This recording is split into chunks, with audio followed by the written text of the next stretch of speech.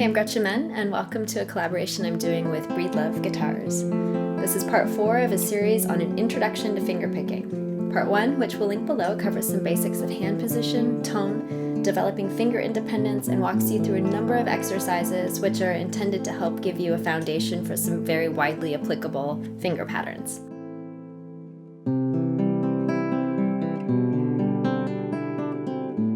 If you're new to fingerpicking or are more experienced but would like to ensure a really solid foundation, I suggest you check out that video to benefit most from this lesson. There's also a free practice plan and a tracker included. This lesson, though, can benefit all levels. For those earlier on the musical journey, it'll likely be just the right amount of challenge technically as you develop your picking hand technique and your finger independence and your smoothness of transitioning between chords. For those more experienced, there's a wealth of non-technical challenges that can help bring your playing to another level. Control of tone, dynamic shaping, expression, aspects of music that would all be well advised to take to heart and diligently make part of our practice and performance. The bottom line is always the right time to study beautiful music, so find the challenges at whatever level you currently are. Thank you for being here with me, and let's dive into this beautiful piece. But first, I want to introduce you to this guitar. This is a Breedlove Pursuit Concert Nylon. It has a western red cedar top and myrtlewood back and sides. This is a very comfortable guitar to play. For anyone new to nylon strings, it has a slightly wider nut like a classical guitar, but not so much so that it's going to feel like a totally different beast if you're used to playing electric or steel string. So though this piece was played on a classical guitar, you can use whatever guitar you have at your disposal. It'll sound lovely on a clean electric with maybe a little bit of reverb and some delay. And speaking of effects, the reverb that you heard on my playing at the beginning, this is from this Tonewood amp. It's a really cool device that attaches to your guitar and uses the top to amplify effects like reverbs and delays and all other fun stuff. So we'll link to that as well. I did want to mention that because this whole setup, the Tonewood amp and the guitar, is like less than $1,000, which may be kind of pricey for some people, but acoustic instruments can get really expensive really fast. So one of the reasons I love working with Breedlove is they offer a range of instruments at very affordable prices and with sustainable widths. So a little bit about this piece. This is a smaller section within the larger piece. It starts at about 1:25, and the little bit of background I was able to find on it is that writing credit was to Roger Waters, and the classical guitar was recorded by Joe DeBlasi for Pink Floyd's album The Wall. It was actually misattributed to Ron DeBlasi in the liner notes. Apparently, David Gilmour did play it live, but with a leather pick, not classical finger style. So the format of this lesson is I'll be using the traditional way of referring both to fretting and picking hand fingers. So fretting hand, that'll be 1, 2, 3, and 4, or first, second, third, and fourth finger. Picking hand will be P for thumb, I for index, M for middle, A for ring. I'm also providing a transcription I did, both with standard notations as well as tablature. That I'll have on the screen for you, and there'll also be a free download as a PDF, and the link to that will be in the video description. So I'm choosing to give this to all fellow guitar disciples for free, and I just ask that you consider buying The Wall or an album of some worthy artist, or give a few bucks to a local animal shelter, or just play the song for somebody who needs to hear it. And remember that music is a common language that connects us all, and you never know what good you might do with your music. I encourage you to start working on any new song with some active listening. That means not just really enjoying the piece, but listening for sections, structure, and areas that might be difficult to learn. If you have the music well in your ears and in your brain, it'll be much easier. Then I suggest making a simple structure chart. This is a plain language description of the sections of the tune and requires no music theory. Here's how I do it for this one. It's a simple A prime, B, A, and ending structure. I've labeled the sections based on what made sense to me, but you can label them however makes sense to you.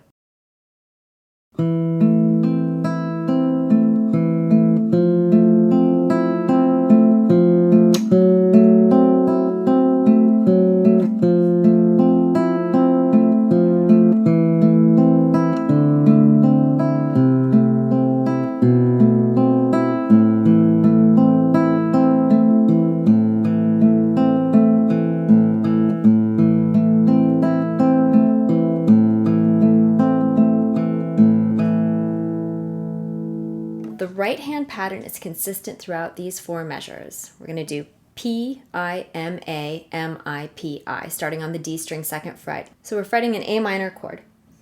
Our second finger is on the note E on the second fret of the D string. We're going to play that with our thumb. And then our third finger is on the G string, second fret, the note A. We're going to play that with our first finger. Our first finger is on the first fret of the B string, the note C. We're going to play that with our middle finger. And then we're going to play the open E and then descend back down. So middle, index, thumb, and then index again. So that full pattern. And then we're just going to move that bass note up one note at a time. So we're going to have now our pinky on the third fret of the D string, so the note F. And now we're just going to shift. We're going to have to shift our second finger is going to take over from where our third finger was on the G string, and then we're going to stretch up to the fourth fret with our pinky. So if that feels like a really uncomfortable stretch, just check your thumb position. A lot of times people tend to let the thumb trail too far behind. But if your thumb is in a good position, more kind of in line with your second finger, it'll be not as bad of a stretch as it seems. So we're now on the fourth fret with our pinky on the D string, the note F sharp, second fret with our second finger on the G string, and then our first finger still on C of the B string. So, and then the same right hand pattern, P, I, M, A, M, I, P, I. And now we're going to go back to the previous chord.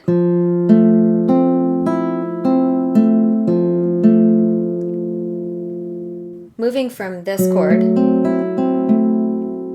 I then replace my second finger with my third finger on the G string because of where I'm going next.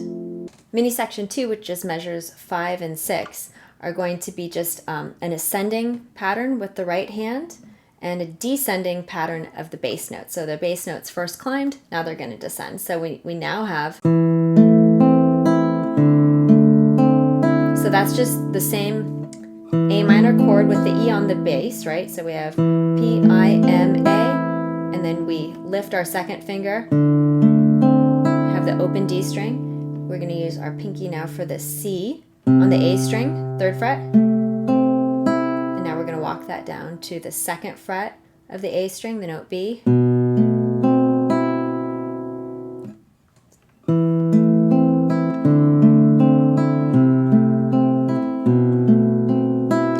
And then mini section 3 is just this A minor chord. Finally, our bass note has reached its destination of the root. The only thing that's weird about this section is the right hand pattern. We're going to do a pattern first of across 5 strings and then 4. So because we have 4 fingers to play 5 strings in succession, I use my thumb twice. So that's thumb, thumb, I, M, A, M, I, thumb, and now it's 4 notes. So P, I, M,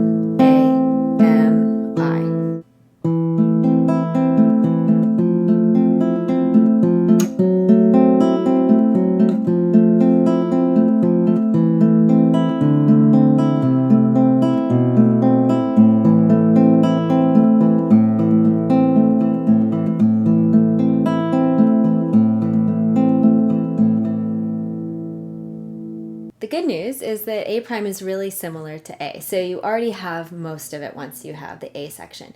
The part where it differs, so we start the same way.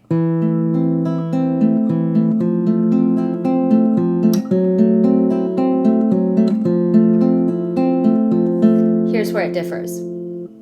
Fourth finger, D string, third fret, note F, third finger, G string, second fret, note A, and first finger on the B string, first fret, note C. So we're going to just climb P, I, M, and then on the D string, hit the note E on the second fret, and then open, climb the arpeggio. So we have B, P, I, M, A, and then we repeat that. Climb and descend. And then the bass moves down again. So we're going to have with the fourth finger on the C of the A string, so third fret, second finger on the B of the A string, so second fret.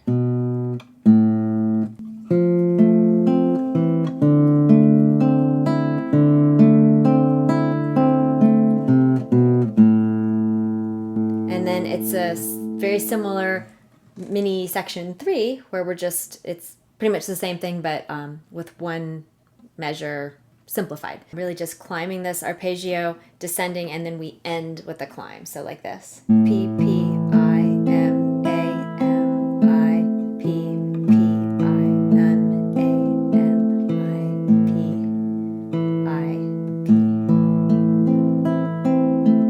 And then here, P, P, I, M, A.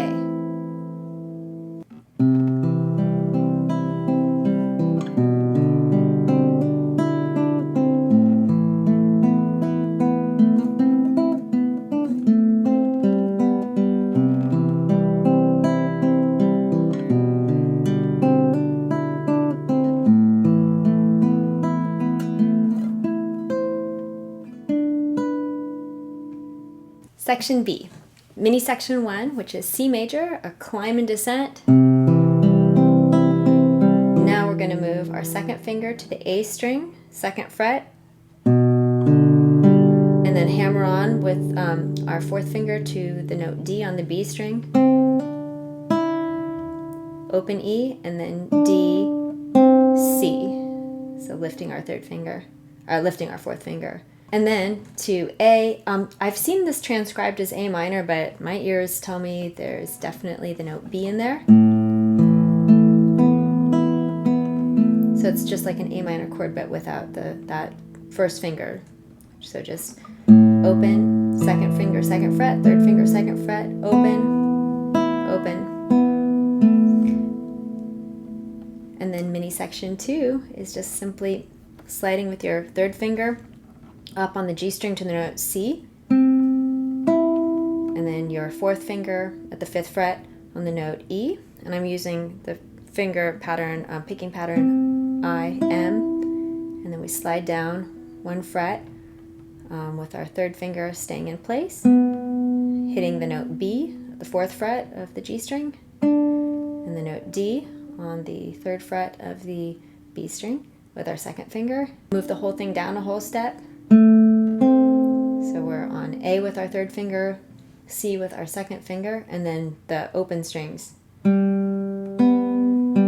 So that's G, B, G. Mini section 3 is exactly the same, and all we do for the end of that is we just slide up to the E of the G string, so at the 9th fret, and then hit the C on the 8th fret of the E string with our 2nd finger, and then move that down. D on the G string, 7th fret with our 1st finger, and B on the E string, 7th fret with our 2nd finger.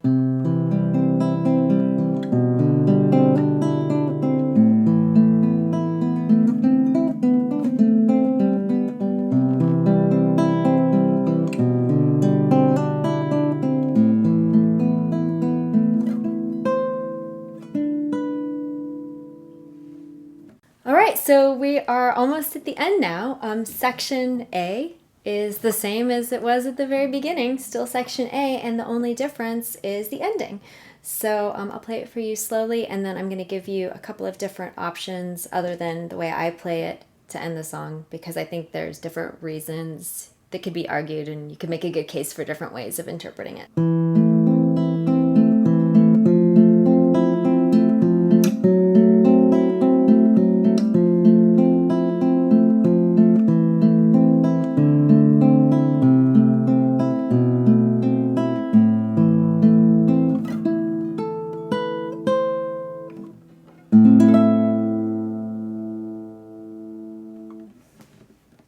So really the only difference is the ending. So instead of cycling back and forth on that A minor chord, you're going to play this ending. So I played it sliding up with my 3rd finger on the G string up to the note E at the 9th fret, and then hitting the note A at the B string, 10th fret with my pinky, and then my 1st finger on the note B on the E string, 7th fret, and then sliding up to the note C, and then the very last chord right here, so open A, 2nd fret on the note C of the D string, 10th fret, 1st finger on the note E of the G string, 9th fret, 3rd finger on the note A of the 10th fret, B string, and then high E with your pinky on the high E string 12th fret.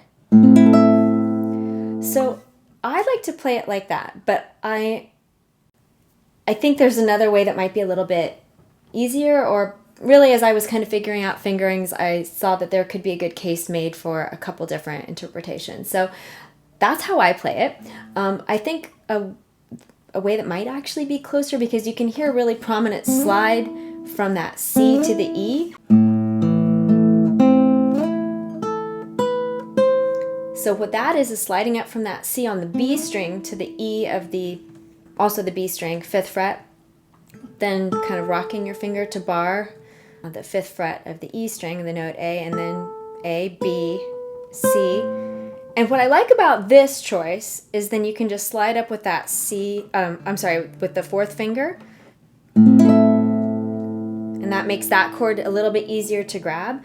I think the reason I chose to do it the way that I did is that because I'm playing this on solo classical guitar, I think my ear is wanting those resonances that, you know, when you're hearing the album and you have like the violin and the other instruments below, I don't miss the resonance of the classical guitar as much. So I think the reason that I chose to do this way is then you just have more notes ringing out. If you do it this way,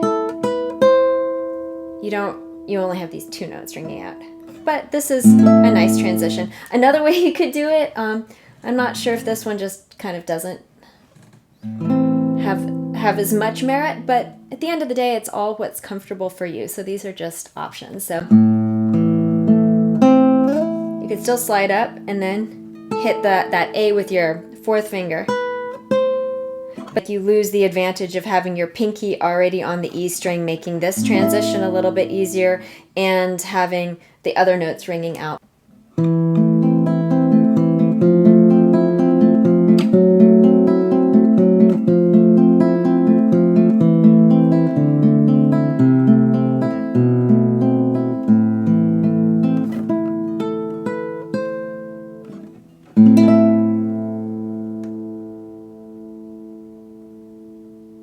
Good luck with it. Go slowly and shape the notes as well as the spaces between them. Focus on good technique and smoothness of transition, but also invest real attention in dynamics, quality of tone, and expression. Even when you have the notes down, don't play this like it's a steady. Make it music. You can play in time and not be metronomic. Moreover, you can and should play with a metronome, but still have rhythmic vitality. There's so much to learn when you invest in musical subtleties. A great way to work on these kind of nebulous aspects I'm talking about is by recording yourself. When you have that kind of degree of objectivity, you'll notice things you might not notice in the moment. And the more you do that, the more you'll be able to start hearing and listening for those things as you play. This video has various chapters for easy reference so that you can revisit parts that are most difficult for you. Work on the transitions between sections too, so things flow gracefully, not just within sections. Thank you so much for joining me here. If this video might have been helpful to you, and I hope it was, please like, comment, share, subscribe. It really helps creators be able to continue to provide free educational resources. I'll be doing more videos with Breedlove in the coming months, so keep an eye out and leave a comment if there's something in particular you'd like me to cover in a future video. Thank you so much, and I wish you all of the best, as always, on your musical journeys. It's an endless and beautiful path.